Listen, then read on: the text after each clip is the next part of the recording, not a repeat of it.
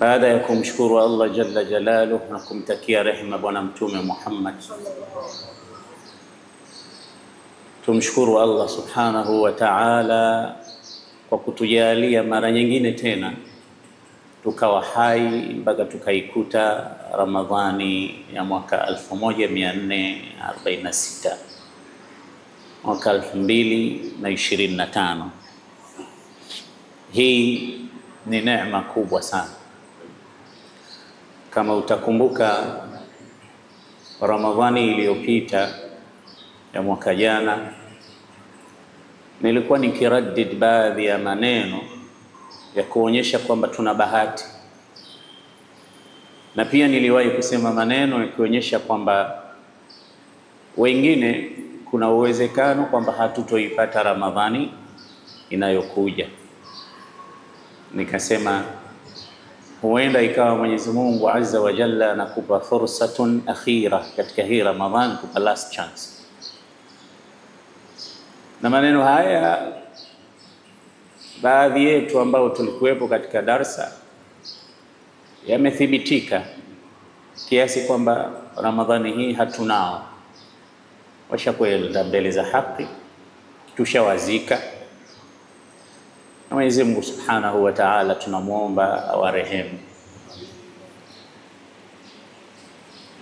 Lakini mara hii inaweza ikawa ni zamu yangu mimi na zamu yako wewe, kwamba Mwenyezi Mungu anatupa nafasi ya mwisho katika hii Ramadhani. Yasikilize vizuri maneno haya, huenda yakakuhusu, yakanihusu, yakamhusu mtu yoyote mwingine ambaye atakuwa anatusikiliza. Huenda ikawa hii ni Ramadhani yako ya mwisho, na tukisema hivi hatutishani, tunazungumzia ule ukweli, tunazungumza reality ya life ambayo tunaishi. Al-a'maru kulluha biyadillah.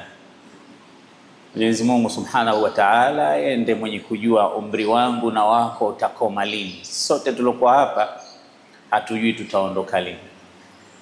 Kwa hiyo hizi ni nafasi Mwenyezi Mungu Subhanahu wa Ta'ala anatupa, kwa sababu ukipewa nafasi ya Ramadhani umepewa nafasi ya kuzidisha uchamungu wako na mema yako yatakayokufaa kesho akhera.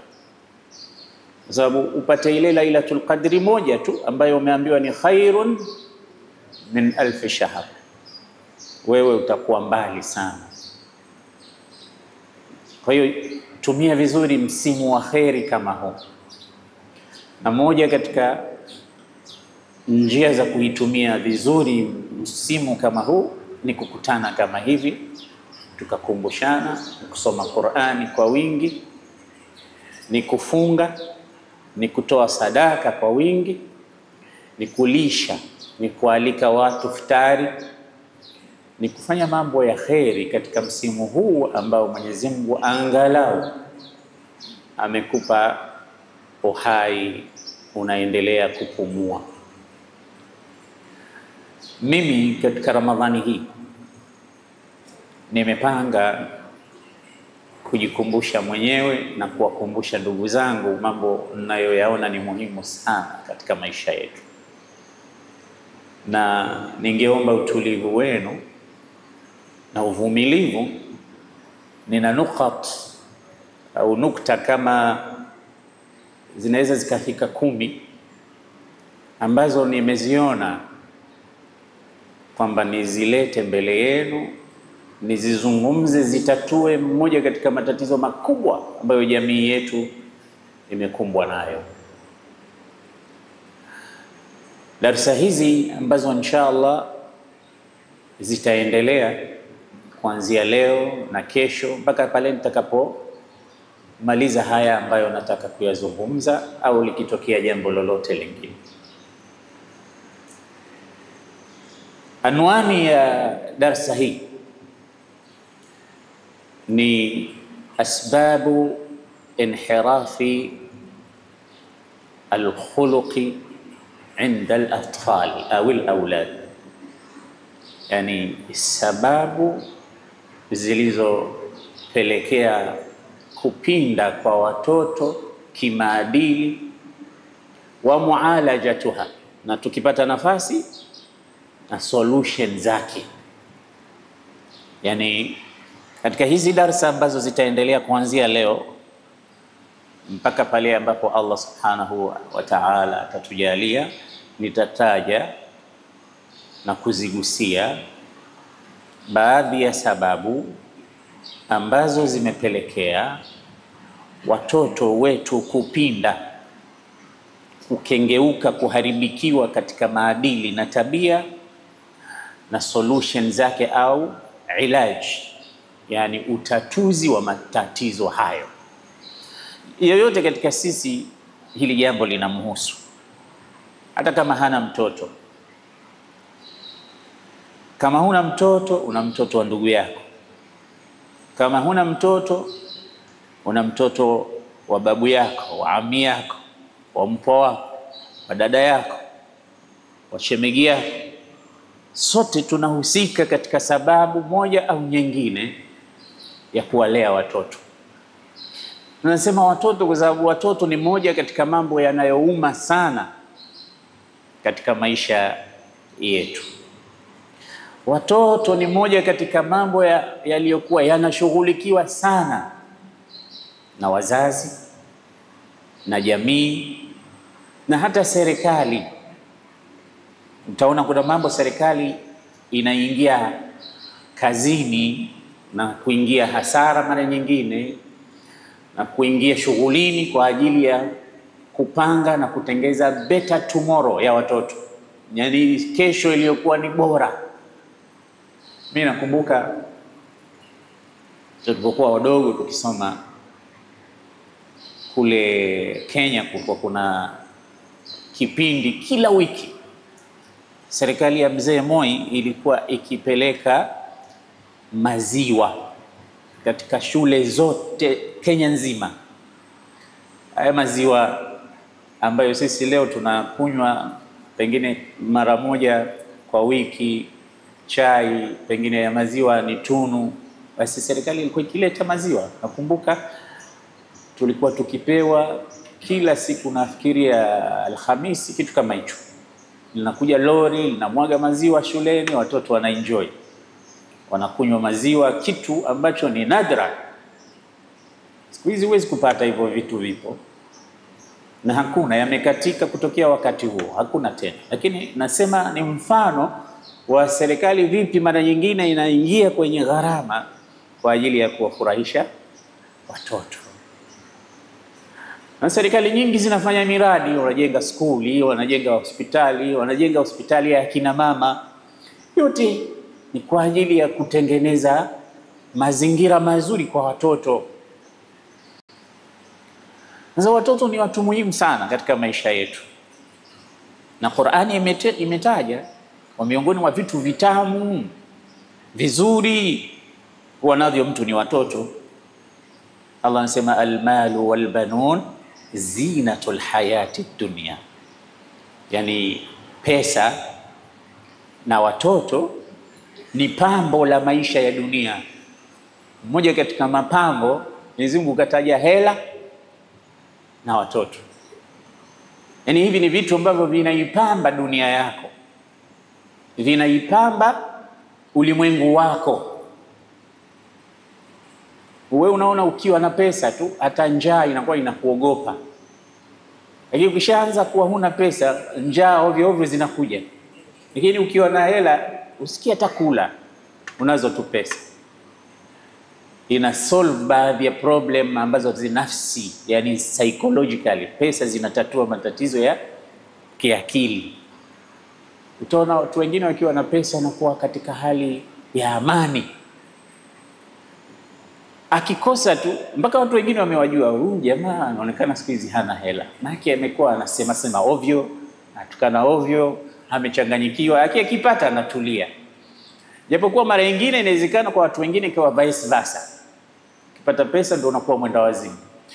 Lakini na watoto vile vile. Kuna watu usiwaguse katika upande wa watoto wao. Watoto ni kidonda chake, ni jeraha lake. anaweza akaingia katika vita kwa sababu ya watoto. Nilikuwa nikisomesha katika baadhi ya skuli, nilikuwa nikiwaona baadhi ya wazee wanapokuwa wakali, kama mtoto wake limempata lolote pale shuleni au madrasa. Mzee amekuja, hawezi hata kuongea kwa hasira kwa sababu ya mtoto. Akija kumleta mtoto wake shule, anaangalia na kutizama mazingira yote ya pale, yani utafikiri yeye ndo anakuja kusoma. Angalia classroom zilivyo, anakwenda kwenye vyoo kwa vipi, mpaka ule uwanja unaweza ukamwona hata anaondoa jiwe, wala mtoto wake hajaja pale kuanza kucheza, lakini mawe anayaondoa kwa sababu mtoto wake atakuja kucheza pale. Kama huna mtoto huwezi kuyafikiria, unaona kama hii ni wenda wazimu. Lakini ukija ukipata mtoto na ukijua maana ya almalu walbanun zinatul hayati dunya, utajua hichi ninachokizungumza na maanisha nini. Lakini pia Allah katika vitu ambavyo vyenye kuambiwa ni mapambo zaidi kavitaja katika suratu Ali Imran. Allah anasema zuyina linnasi hubbu shahawati minan nisa'i wal banin wal qanatiril muqantarati minadh dhahabi wal fidda wal khaylil musawwamati wal an'ami wal harth dhalika mata'ul hayati dunya wallahu indahu husnul maab. Hapa kataja mtiririko wa vitu ambavyo vimepambwa na kuleta starehe katika hii dunia, na tumepambiwa sisi. Zuyina linnasi, wamepambiwa watu hubbu shahawati, wana matamanio, ghariza hizi, kupenda nini? Minan nisaa, wanaume kuwapenda wanawake, walbanin, kupenda watoto, hususan watoto wa kiume. Watu wanaroga, watu wanaenda kwa waganga. Mwenyezi Mungu aliposema yahabu liman yashau inatha wa yahabu liman yashau dhukur, yeye ndo mwenye kutoa watoto wa kike, yeye ndo mwenye kuwapa watu watoto wa kiume. Wa yaj'alu man yashau aqima, na ugumba pia ni majala yake Allah subhanahu wa ta'ala. Hii ilikuwa ni kuhusu watoto. Watu huenda kufanya ushirikina kwa sababu hajapata mtoto. Kwa Allah anasema katika vitu ambavyo ni mapambo, wanawake, watoto wa kiume hasa, kwa sababu watu unaona wakipata watoto wa kiume ndio wamelinda boma lake na ukoo wake kuendelea na vitu kama hivyo. Lakini kama sio hayo yenye kutosha kuhusu umuhimu wa hili jambo, mitume wote takriban isipokuwa wawili watatu walikuja wakaoa na wakawa na watoto. Allah anamwambia mtume wake, walaqad arsalna rusulan min qablika waja'alna lahum azwajan wa dhurriya. Ewe Muhammad, tulikisha kuwatuma mitume kabla yako na tuliwajalia hao mitume wakawa na ndoa na wakawa na watoto. Kwanza ni baba yetu Adam. Allah anasema ya ayuhan nas inna khalaqnakum anasema ya ayuhan nas ittaqu rabbakum alladhi khalaqakum min nafsin wahida wa khalaqa minha zawjaha wa batha minhuma rijalan kathiran wa nisaa. Ameeneza kutokana na wawili hawa wanaume wengi na wanawake. Watoto wamezaliwa mpaka leo, ukaona kizazi bado kinaendelea. Watoto ni baraka kutoka kwa Allah.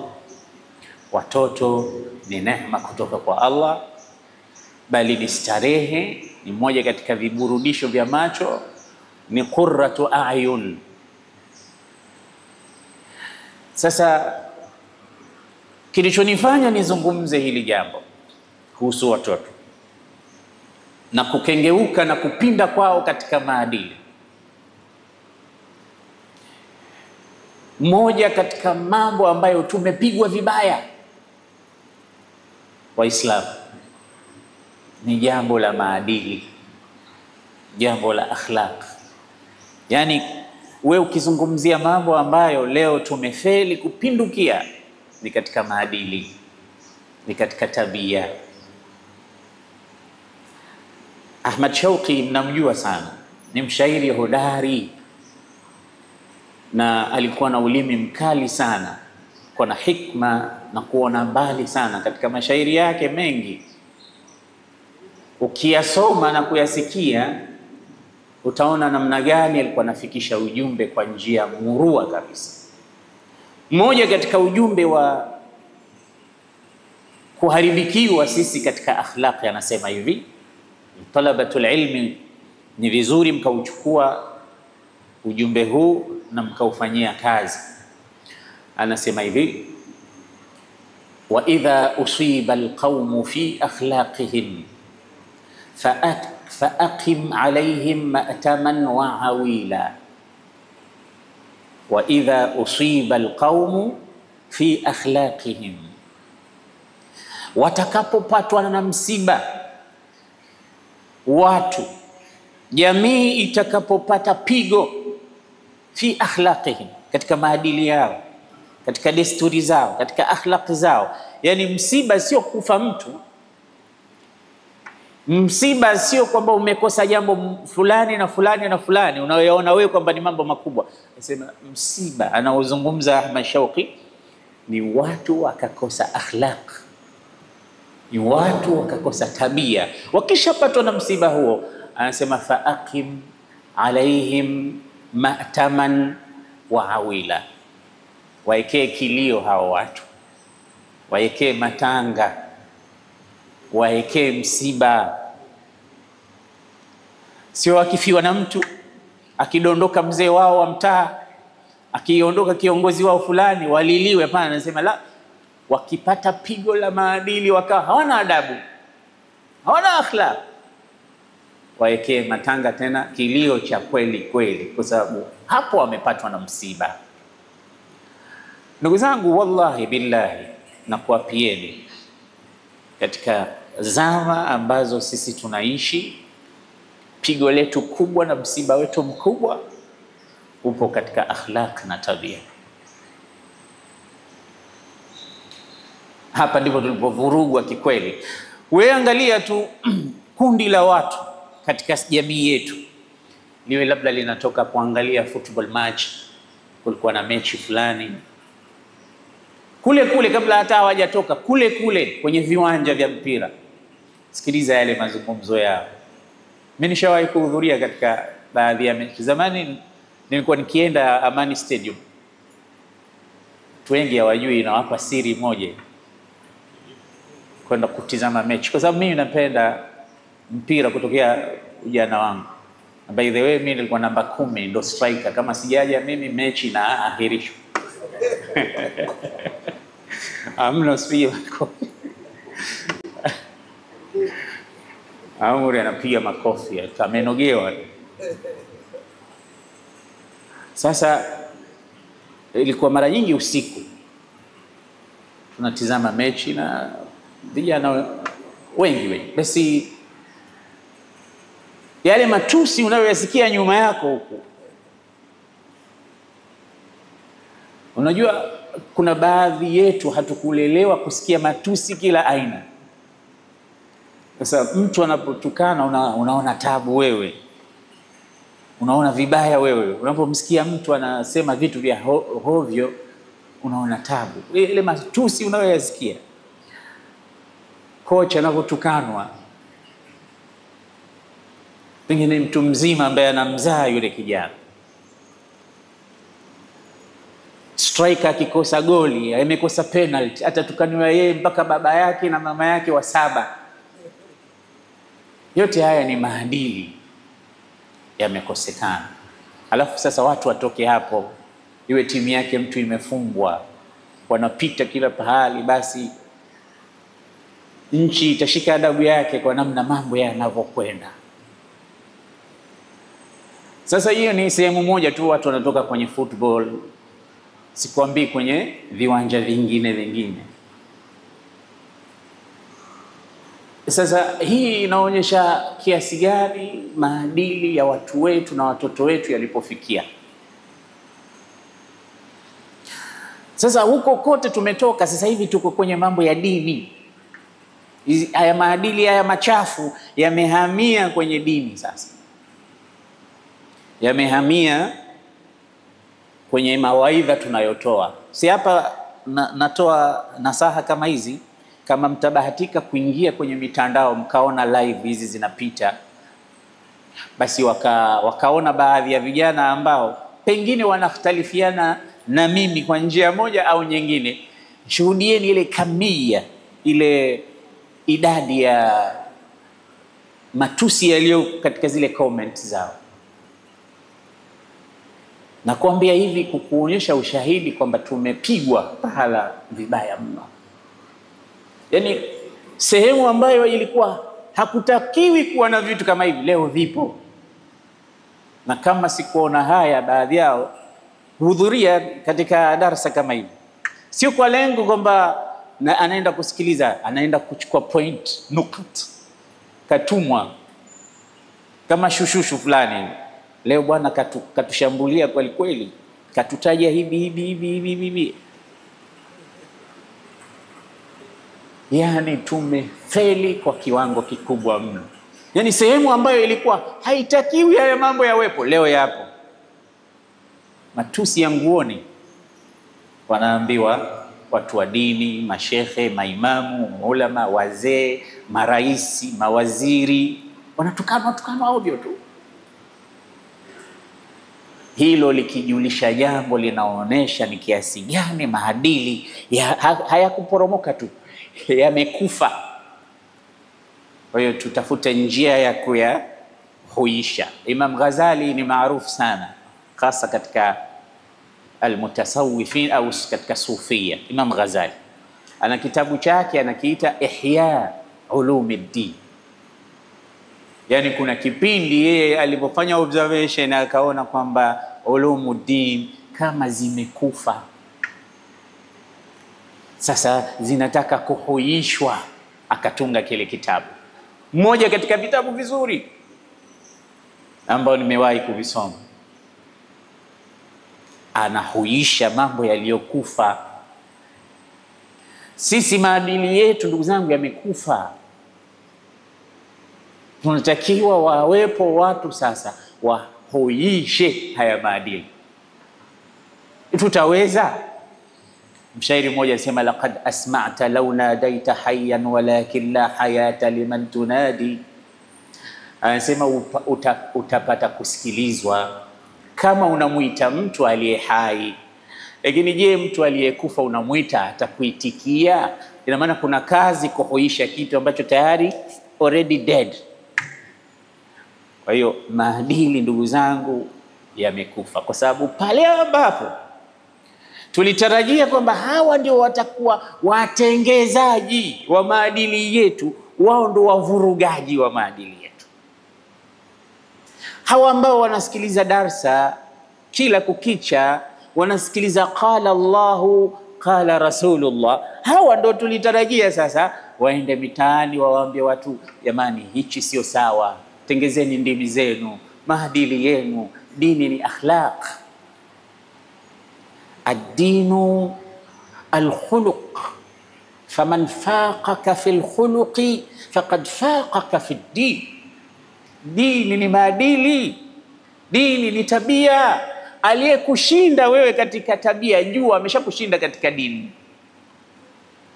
Hili ninalolizungumza kwa watu wasiokuwa na adabu, wale vijana, utaona wamepata mubarrir la kulipeleka kule ambako wanataka wao, alimradi wahalalishe utovu wa adabu na nidhamu walizokuwa nazo. Lakini Bwana Mtume sallallahu alayhi wasallam anasema katika hadithi ya Abu Darda, amesimulia Imam Tirmidhi, Imam Abi Daud, Mtume anasema, ma min shay'in athqalu fi mizan al-abdi yawm al-qiyamah min husn al-khuluq. Hakuna katika siku ya kiyama kitu kitakuwa na uzito katika mizani kushinda tabia njema. Hadithi ya Mtume. Yani wewe utakuja na mambo yako mengi, lakini uzito mkubwa utakuwa katika akhlaqi zako na desturi na tabia na mila na silka nzuri ambazo hizo ndio zitakuwa na uzito siku ya Kiyama. Lakini kama haitoshi, si unaona leo tunafunga saumu yetu ya kwanza. Alhamdulillah, Mwenyezi Mungu atukidhie haja zetu na atukubalie saumu zetu. Hii saumu kuna na qiyam kitafuata usiku. Hizi ni thawabu kubwa sana. Lakini angalia hadithi ya Mtume. Bibi Aisha anasema, sami'tu Rasulullah sallallahu alayhi wasallam yaqulu innal abda la yablughu darajata as-sa'imi al-qa'imi bihusni khuluqihi. Hadithi ya Mtume nayo imesimuliwa na Imam Abu Dawud. Anasema mu'min, mtu anaweza akaifikia daraja ya mtu aliyefunga akakubaliwa saumu yake na aliyesimama usiku qiyam. Sio kufunga tu, ni saim qaim. Mtu anaifikiaje daraja ya huyu? Asema bihusni khuluqihi, anaifikia daraja hiyo mtu kwa tabia zake nzuri. Ina maana ukiwa na tabia nzuri unafika daraja ya aliyefunga, aliyesimama usiku. Kwa hiyo mimi sizungumzi kitu hovyo, kitu bure. Ni kitu cha thamani kubwa ambacho ni identification, ni ID yao, identity ya Uislamu wako. Yani Uislamu wako ndo hizo tabia. Mtume wako anaambiwa wa innaka la ala khuluqin adhim. Ndio sifa kubwa ambayo Mwenyezi Mungu amempa Mtume sallallahu alayhi wasallam. Na aya niliwaambia katika khutba, aya zote za Qur'an 6236 zote aya za Qur'an 6236. Katika hizo 130 tu ndizo zinazozungumzia mambo ya ibadat, mambo ya kufanya ibada. Hizo 6236, 130, yani wanasema hii ni 2%, au inazidi kidogo au inapungua kidogo, ndio inayozungumza mambo ya ibada. Na haina maana kwamba ibada ni upuzi, lakini kuna kitu kikubwa kimezungumzwa katika hizi aya za Qur'an, zaidi ya 25%. Ni nini? Akhlaq. Wanasema katika 6236 za tabia zimetajwa 1504 aya za akhlaq na desturi nzuri na maadili mazuri zimetajwa mara 1504. Ukikompea 130 za ibada, huoni kwamba kumesisitizwa jambo huku? Huoni kwamba hapa kuna umuhimu mkubwa? Huoni kwamba mtu akifeli hapa amefeli dini? Muamalat, uaminifu, akhlaqi nzuri za kuwa mkarimu, kusema ukweli, kuacha uongo, kuwa mtu mwema kwa wenzako, kuwa na uso wa bashasha, vyote hivi. Ukiacha aya za Qur'an, nenda katika hadithi za Bwana Mtume Muhammad, vile vile zaidi ya 70%, bali kuna wanachuoni anasema 95% zinazungumzia akhlaq. 5 peke yake ndio zinazungumzia mambo mengine. Tabia imepewa nafasi kubwa sana.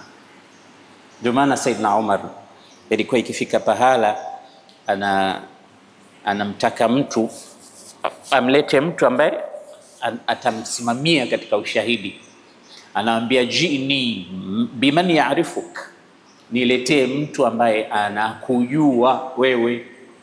Saidna Umar anamtuma mtu amletee mtu anayemjua huyo mtu vizuri. Anakuja naye mtu huyu, atasimama ushahidi, huyu ananijua. Saidna Umar anamuuliza yule mtu, kaifa taarifuhu, unamjuaje? Unamjuaje? Anamuuliza, a anta jaruhu alladhi ya'rifu makhrajahu wa madkhalahu, hivi ni jirani yako huyo? Jirani ambaye unajua jirani yako kaingia saa ngapi na katoka saa ngapi? Ni jirani yako, kwa sababu akiwa jirani yako ndio utamjua. Umeonana pale, asalamu alaykum jirani, jambo vipi, watoto hawajambo, karibu, una shida gani, nimekuja kuazima. Vitu kama hivi vinatokea kwa majirani. Kuna jambo lolote limetokea, jirani yuko ndo wa kwanza. Kuna msiba, unamwona yupo.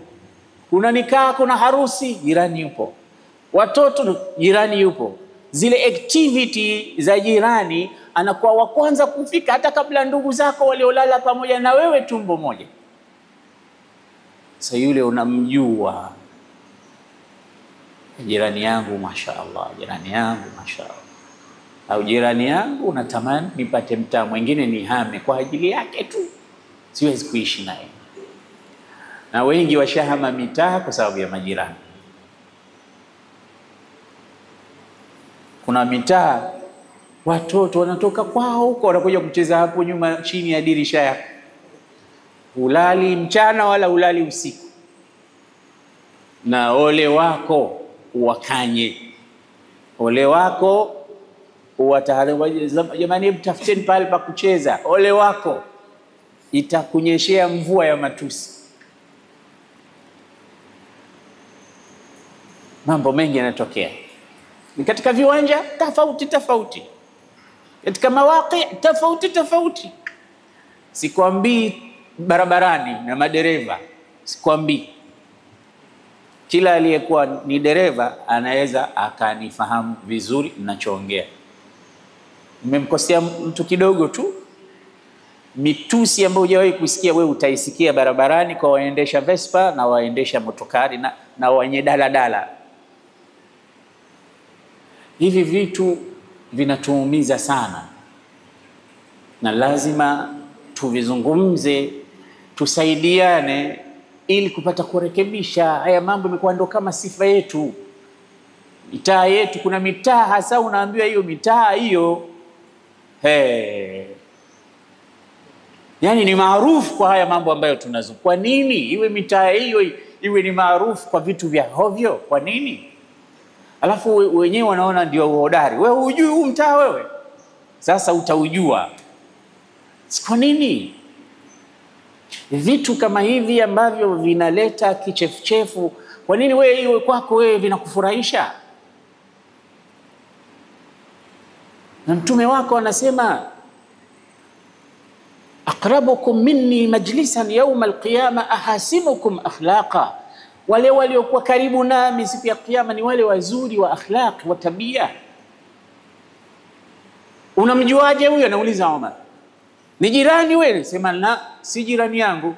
Anamuuliza mara ya pili, anta amaltahu fi suq, umeamiliana naye markiti, yani umefanya naye business, umefanya naye biashara? Kwa sababu ukifanya na mtu biashara kuna kule kukwazana, kuna kule kupishana bei, mara nyingine kuna kutoelewana.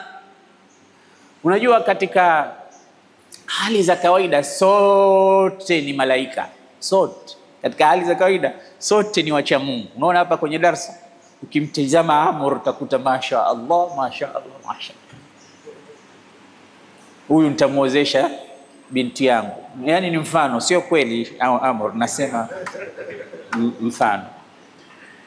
Kwa sababu unamuona msikitini na kofia yake nzuri ametulia. Mimi napiga mfano kwa huyu ni mwanafunzi wangu, nimemsomesha kule Highview. Unaweza ukatuona sote msikitini hapa malaika mashaallah. Uthman Malim ndo imamu wetu mashaallah. Sikiliza nabo, huyu ndo muadhini wetu, sote naswali 5 salawat. Katika hali ya kawaida sisi ni malaika. Itokee tumepishana kidogo kauli, pale ndo utajua true color ya mtu. Sasa pale ndo tabia za mtu zinajulikana. Ndio maana mmoja wa hekima anasema mara nyingine ni vizuri tukakosana ili tabia zetu zikafichuliwa na kule kukosana kwetu. Kosana na mtu ndo ujue mwenyewe. Sasa sikuza jamaa mimi namuona mpole kweli kweli yule, lakini juzi bwana nilimuona mtu mwingine. Kwa nini unajua umemwona mtu mwingine? Kwa sababu sasa ile hali ya sote matusi sote tunayo, nguvu, hasira zote zipo, lakini kuna kujificha, kujitahidi usitokee, kuficha makucha yake. Ndio maana Allah anasema katika Qur'an, katika wale ambao wanataka kwenda peponi, sio wasari'u ila maghfiratin min rabbikum wa jannah arduha as-samawati wal ard u'iddat lil muttaqin alladhina yunfiquna fis sarra'i wad dharra'i wal kadhimin al ghayza wal 'afina 'anil الناس والله يحب المحسنين والذين إذا فعلوا فاحشة أو ظلموا أنفسهم ذكروا الله فاستغفروا لذنوبهم ومن يغفر الذنوب إلا الله ولم يصروا على ما فعلوا وهم يعلمون أولئك جزاؤهم جنات تجري من تحتها الأنهار خالدين فيها. Mpaka mwisho wa aya. Nasema kama mtu anataka kukimbilia pepo, akimbilie pepo iliyoandaliwa kwa wacha Mungu, na hao wacha Mungu wametajwa katika awsaf, alladhina yunfiquna amwalahum fis sarra'i wad dharra, wenye kutoa hela zao. Hizi ni tabia nzuri za ukarimu, tena katika hali zote, fi sarra wa dharra. Ana furaha, hana furaha. Kuna watu wengine hawakupi kitu mpaka afurahi, tayari anakuambia sasa siku nikifurahi na wewe utafurahi. Kama hajafurahi wala usimwambie kitu. Lakini huyu iza fi sarra wa dharra, wal kadhimin al ghayr, na wale wenye kuzuia hasira zao. Hao unaona, hasira kila mtu anazo, hakuna mtu asiyekasirika. Asiyekasirika huyo ni punda, lakini mtu anajizatiti kuzihifadhi na kujichunga asitoe zile hasira, basi huyu ana zawadi kubwa kwa Allah subhanahu wa ta'ala, kubwa. Kwa hiyo anamuuliza, wewe ushafanya naye biashara huyu? Kwa sababu katika kufanya biashara ndio kuna kukwazana. Wengi tushakwazana na watu kwa sababu ya biashara, kwa sababu ya hela.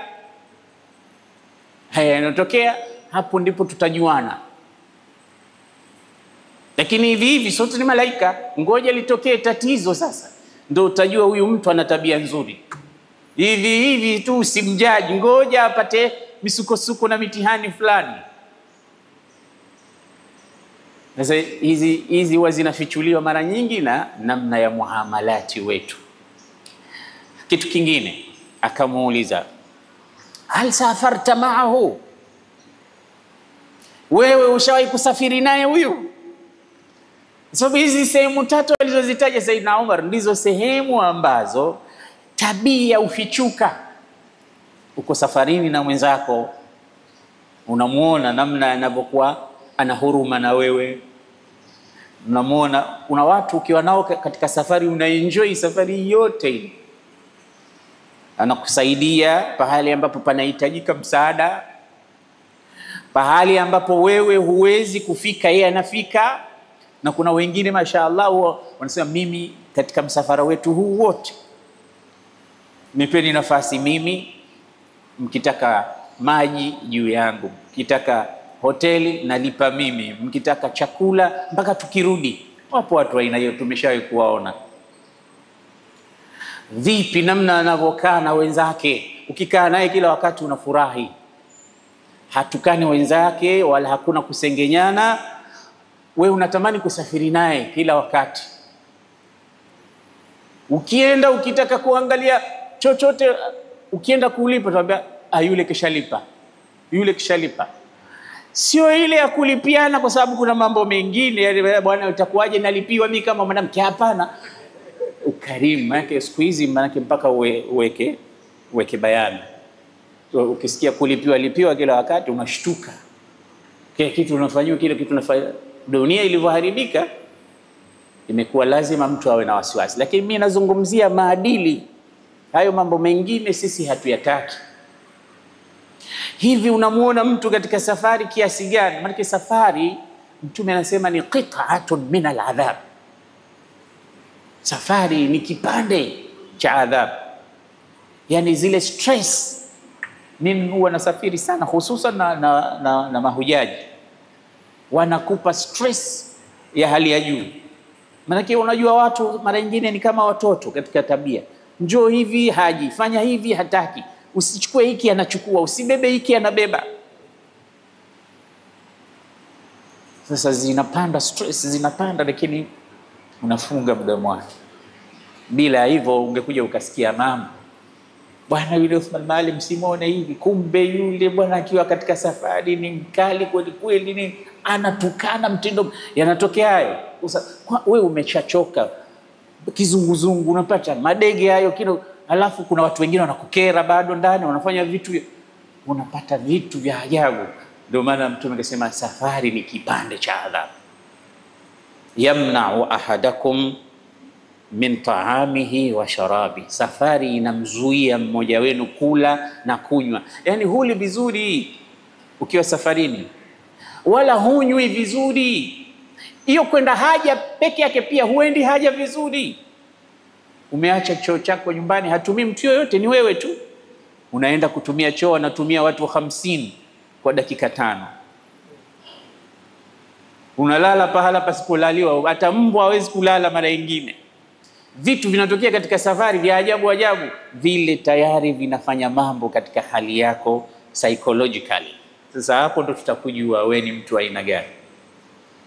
Unaweza ukatukana taasisi nzima mpaka aliyeanzisha, kutokana na mambo yanapotokea katika safari. Ndio maana Mtume alikuwa akisema, Allahumma inna nas'aluka fi safarina hadha albirra wattaqwa wa min al'amali ma tarda. Allahumma anta sahibu fi safari wal khalifati fil ahl. Allahumma yassir alayna safarana watwi anna bu'da. Allahumma inna na'udhu bika min wa'tha'i safar wa ka'abati al-mandar wa su'i al-munqalab. Hivi vitu vyote vinatokea.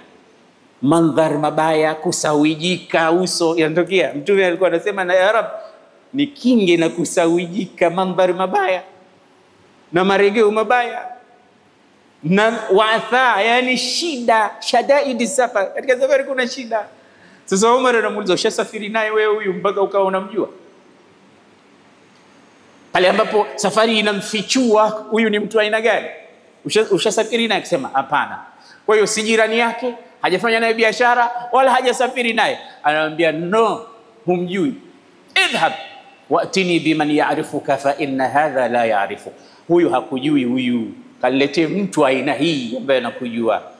Jirani anakujua, mfanya biashara mwenzako anakujua, mkiwa mmesafiri pamoja kwa muda mnajuana. Kaniletee mtu aina hii. Maadili, nimetaka kuizungumza mada hii kwa sababu maadili ni kitu kikubwa sana.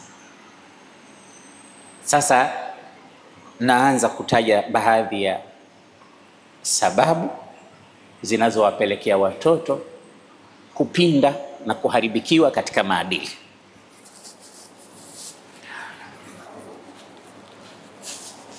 Sababu ya kwanza,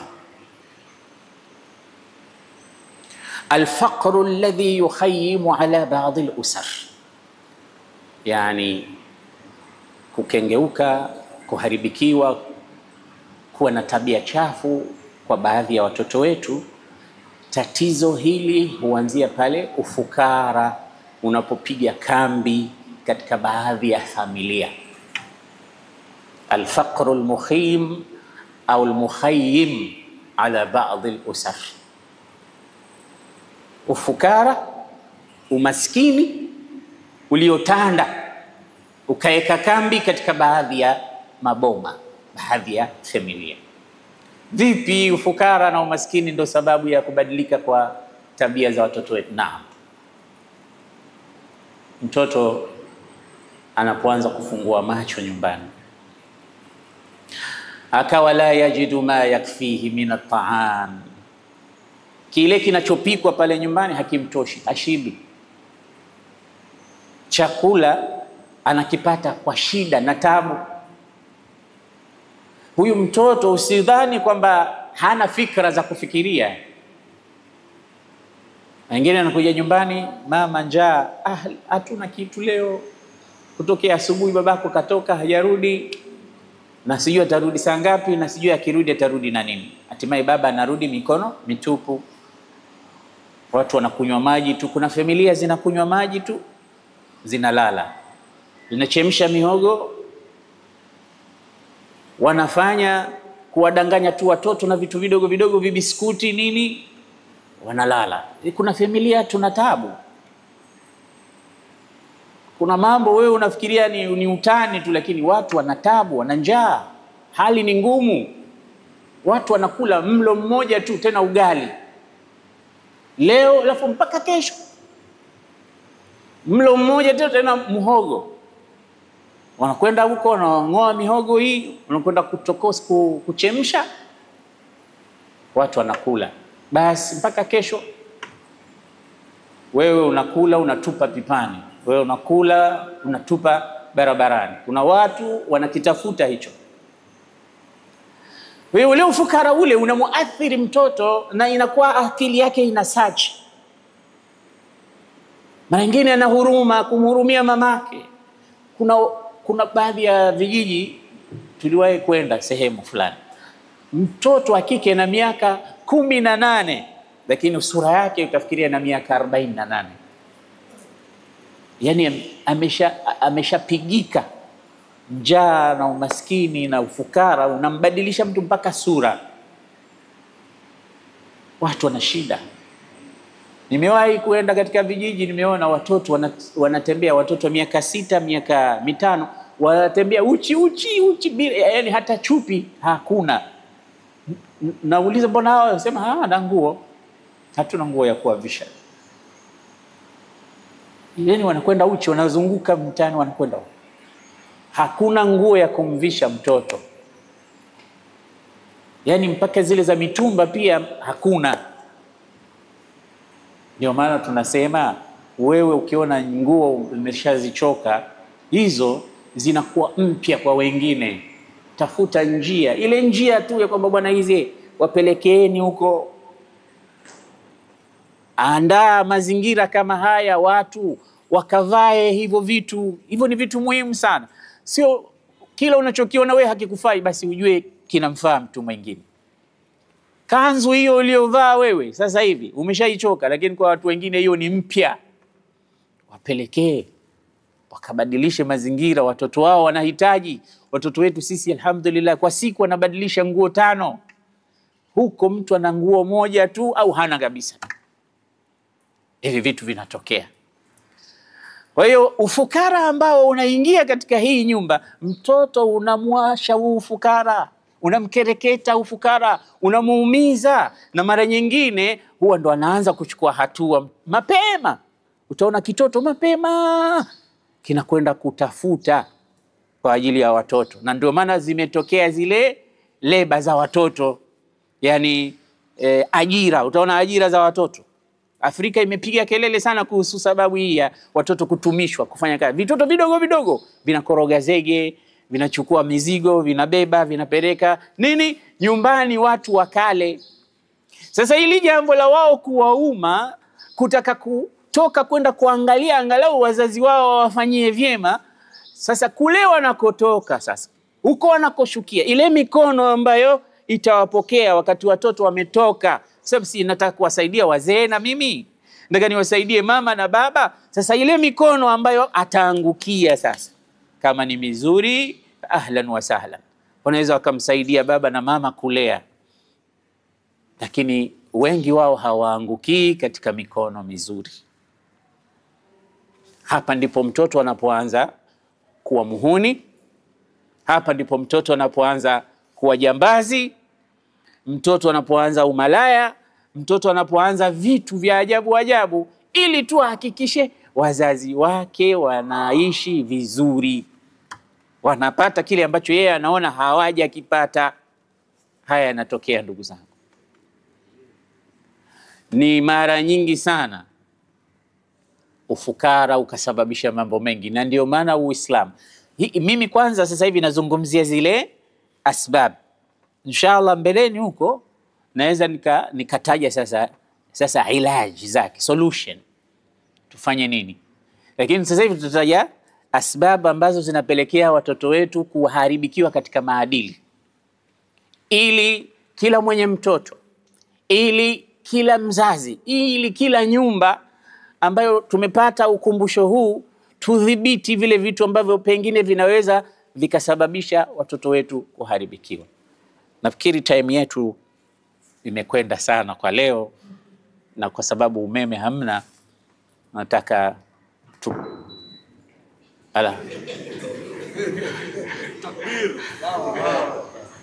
tuendelee. Tuendelee kidogo, tutaje na sababu ya pili. Sababu ya kwanza, ufukara uliotanda na kuweka kambi katika baadhi ya familia ni sababu ya watoto kuharibika kimaadili. Vipi?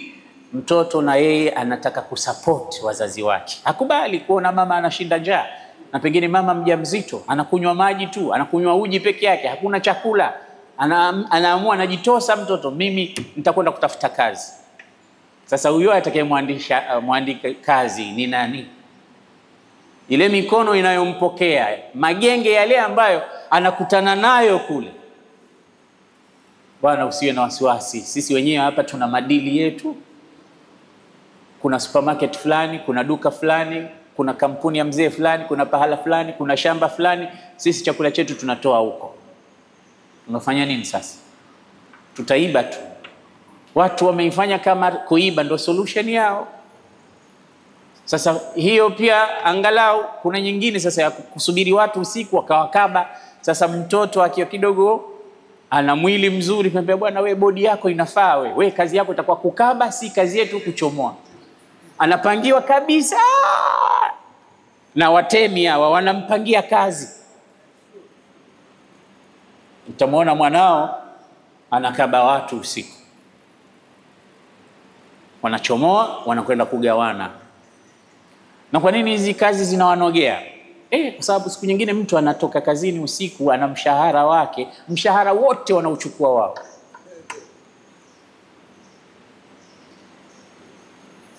Wote. Anarudi nyumbani hana kitu, wahuni wameshachukua, wanaona kumbe hii kazi nzuri sana.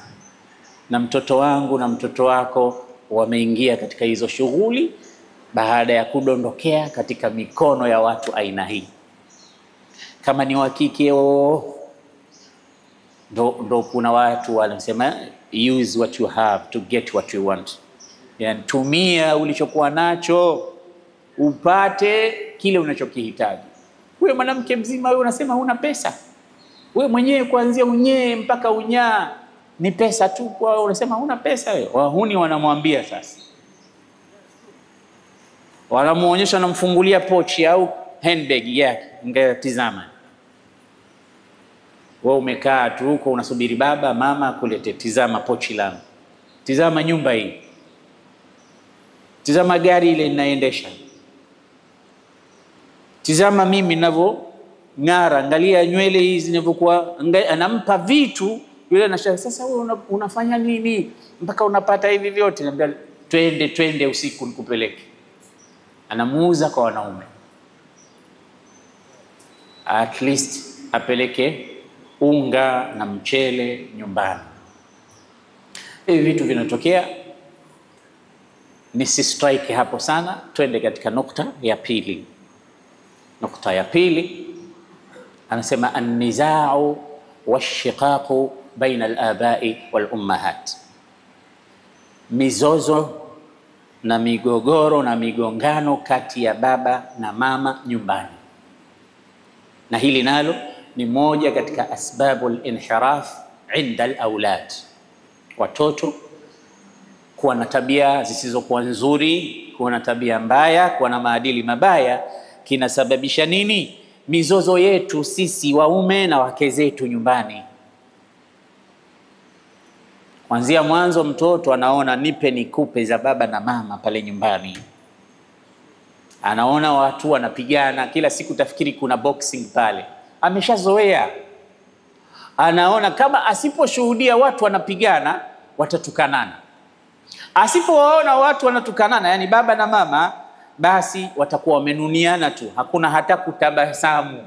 Utafikiri pale ni jela, mateso tu kila wakati. Mtoto anaona, anafungua macho, hapati kusikia kilma kizuri nyumbani kutoka kwa mama kwenda kwa baba, au kutoka kwa baba kwenda kwa mama. Kilma kizuri anachokisikia labda siku hiyo mama kumuita baba, we mbwa we. Kuna watu wanaitana mbwa, upewa jina zuri paka. Angalau ile paka ni tawafina alaikum. Lakini watu wana lugha nzito. Mke amechachamaa, anaweza akarusha ngumi kimpata baba, knockout huyo. Yani mama pia naye yumo. Vitu hivi mtoto vinamuathiri. Akifungua mlango akiingia tu, yani siku hiyo kukiwa kumetulia, anaona ajabu. Anaweza kauliza baba leo hayupo. Kumbe ana malaria, anaumwa ndo kidogo, yale mawimbi yametulia. Sasa msidhani kama watoto wanafurahia hivi vitu, kuona wazazi wake wanapigana mbele yake, na mara nyingine watu wakipigana ndo wampigana. Mtoto anaona vitu ambavyo hataki kuona kwa wazazi wake.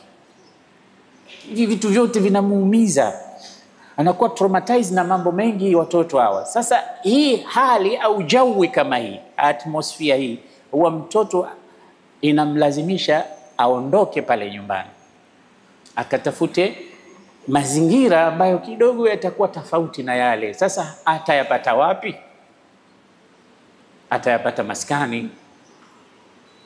Atachukua muda mrefu kukaa na wenzake kule, at least yanabadilisha. Kuna watu hawapendi kwao, ujue. Kuna watu hawapendi kwao, anakuchukia kweli kweli kwao. Si kwa lolote, unafikiri kama nyumbani alhamdulillah kila kitu kipo, maelewano ni mazuri, kuna chakula, kuna upendo, kuna huruma, kuna hanan, ndugu zake. Unafikiri mtu asikupende kwao kwa nini?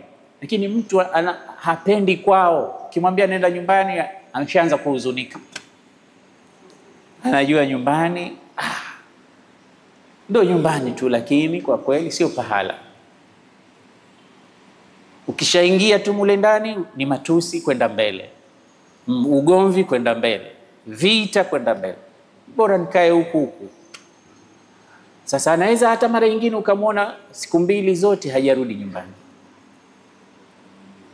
Kimhoji mtoto anambia baba anampiga mama, siwezi kuona vile vitu.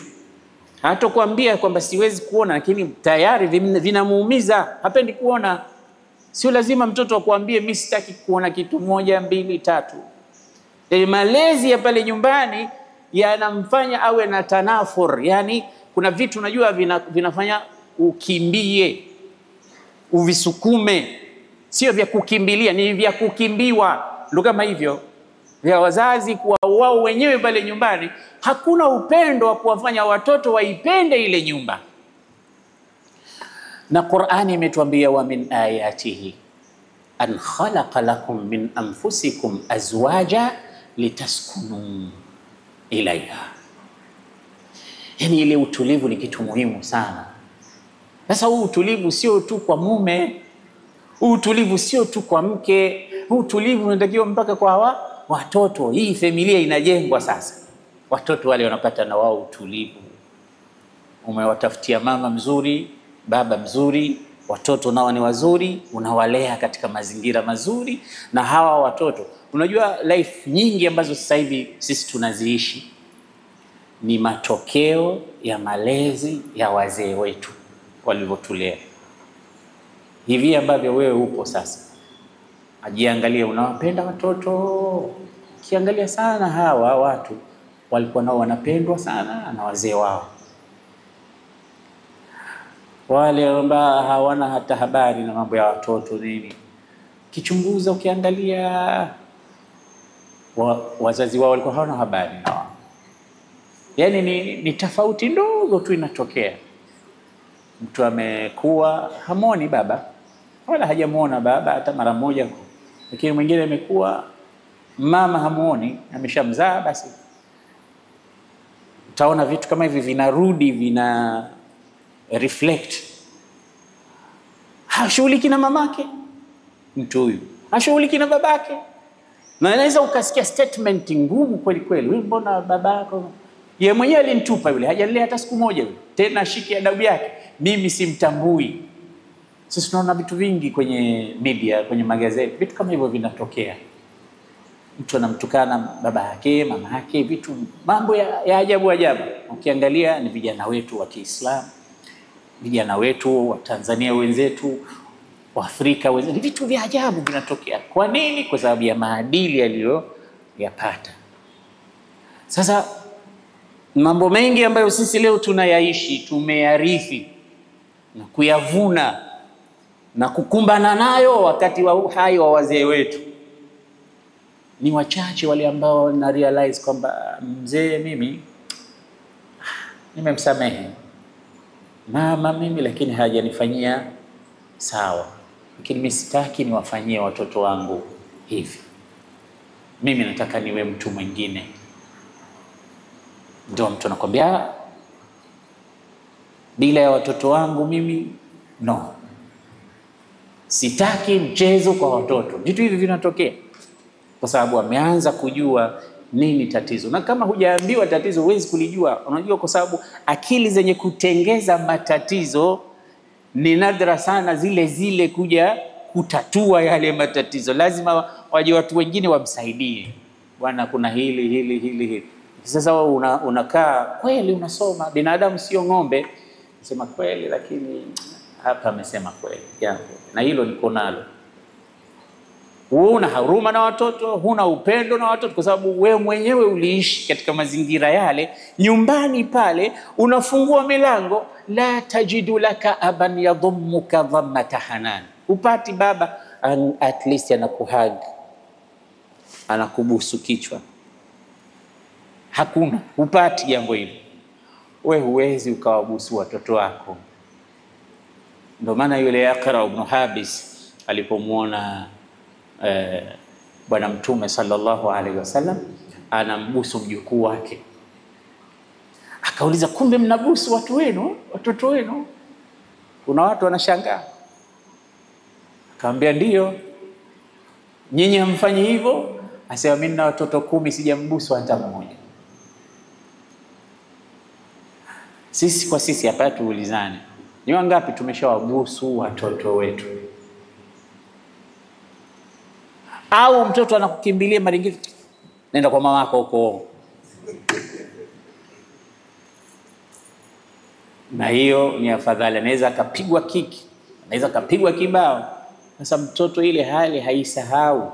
Kwa hiyo watoto hawa wana recall vitu vingi sana.